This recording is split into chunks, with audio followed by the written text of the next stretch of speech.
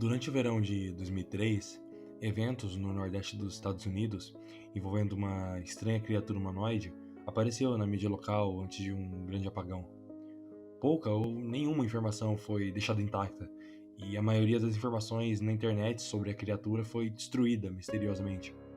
Ela aconteceu primeiramente na parte rural do estado de Nova York, e autoproclamadas testemunhas contaram suas histórias sobre seus encontros com a criatura de origem desconhecida. Alguns estavam terrivelmente amedrontados, enquanto outros tinham uma curiosidade que somente era encontrada em crianças. Seus depoimentos não estão mais disponíveis, porém muitas pessoas envolvidas ainda procuram respostas sobre o Reiki e sobre os acontecimentos daquele ano. No início de 2006, ao final da investigação, encontraram quase 2 dúzias de documentos entre os séculos XII e hoje em dia, em 4 continentes.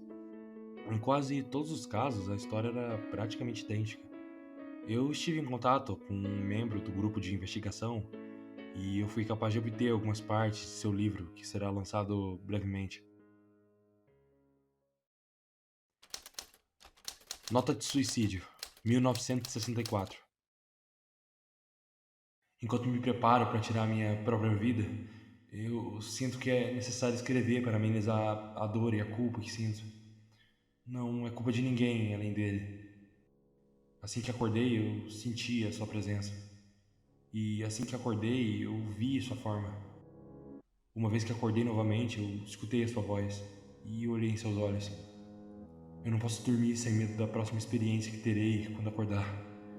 Eu nunca mais posso acordar. Adeus.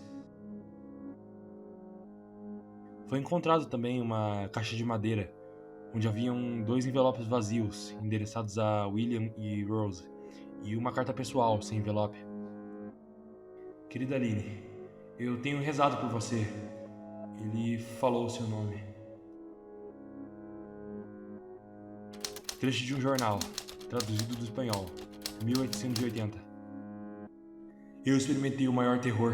Eu experimentei o maior terror. Eu experimentei o maior terror. Eu vejo seus olhos quando fecho os meus.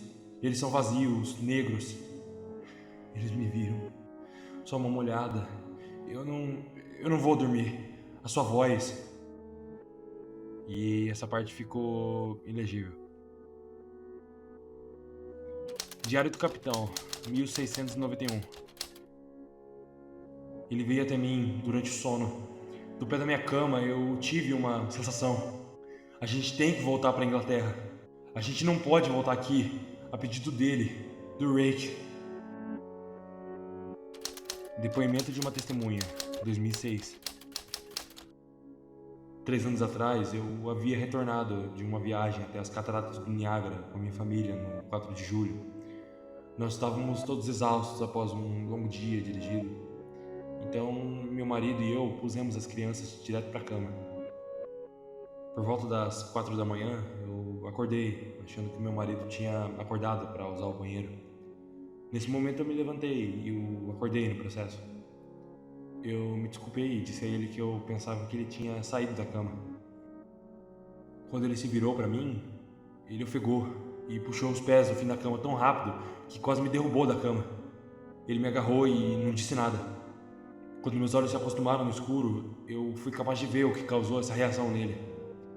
No pé da cama, sentado e nos olhando, estava o que parecia um homem pelado ou um grande cachorro sem pelo. Seu corpo estava contorcido de um jeito perturbador e não natural, como se ele tivesse sido atropelado ou coisa parecida. Por alguma razão eu não estava instantaneamente com medo dele, mas com pena da sua condição. A essa altura eu estava achando que a gente deveria ajudá-lo. Meu marido estava em posição fetal, ocasionalmente olhando para mim e depois para a criatura.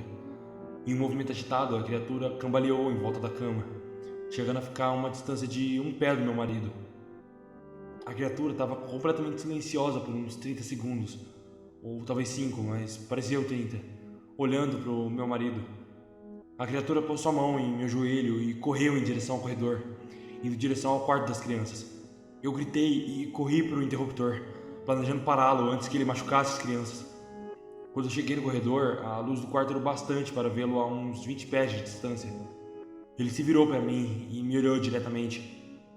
cheio de sangue.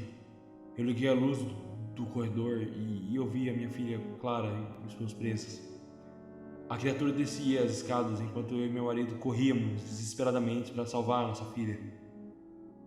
Vendo que não escaparia carregando o peso de nossa filha, ele a deixou e fugiu. Ela estava gravemente ferida e disse somente uma frase em sua pequena vida: "Ele é o Rake." Meu marido caiu no lago enquanto levava nossa filha ao hospital. Ele não sobreviveu. Como era uma cidade pequena, a notícia se espalhou rapidamente. A polícia foi de grande ajuda no começo e o jornal local ficou bastante interessado também. Porém, a história nunca foi publicada realmente e a TV local nunca mostrou a notícia. Por vários meses, eu e meu filho Justin ficamos em um hotel perto da casa dos meus pais. Depois de decidir voltar para casa, eu comecei a procurar respostas sozinha. Eventualmente, eu encontrei um homem na cidade seguinte que tinha uma história parecida com a minha. Nós nos contatamos e começamos a falar sobre nossas experiências. Ele conhecia mais 2 outras pessoas em Nova York que haviam visto a criatura, chamada de Rick. Todos nós precisamos de 2 anos de procura de material na internet e cartas para conseguir juntar uma pequena porção do que acreditavam ser aparições do Rick. Nenhuma das informações nos deu nenhum detalhe, história ou pista. O jornal tinha um artigo falando sobre ele nas 3 primeiras páginas, mas depois disso nunca mais o mencionaram de novo. Um diário de capitão não explicou nada sobre o encontro também, apenas falando que o Rake mandou eles irem embora. Aquela era a última parte do diário. Nós descobrimos, entretanto, que a criatura visita a pessoa várias vezes. Ele também se comunicava com várias pessoas, incluindo a minha filha. Isso nos levou a pensar se o Rake havia nos visitado alguma vez desde o nosso último encontro. Eu pus um gravador ao lado da minha cama e o deixei gravando enquanto dormia. E todas as noites, por 2 semanas, eu checava todos os sons do meu quarto, de mim rolando na cama, todo dia que eu acordava. No final da última semana, eu já estava meio que acostumada com o som que eu fazia enquanto dormia. Até que eu escutei o mesmo som, só que 8 vezes mais rápido que o normal. No primeiro dia da terceira semana, eu pensei ter escutado algo diferente na gravação. O que eu ouvi era uma voz estridente. Era ele. Eu não consigo escutar aquilo tempo bastante para descrever, e eu ainda não deixei ninguém escutar a gravação. Tudo que eu sei é que eu já escutei isso antes, e acredito que era exatamente o que falava enquanto estava ao lado do meu marido. Eu não me lembro de escutar nada na hora, mas por alguma razão a voz no gravador automaticamente me lembra daquele momento. Os pensamentos que devem ter passado pela mente da minha filha naquela noite me deixam muito frustrada. Eu não vi mais o Rake desde que ele acabou com a minha vida, mas eu sei que ele tá no meu quarto enquanto eu durmo. E eu temo que uma noite eu acordarei e verei ele me observando.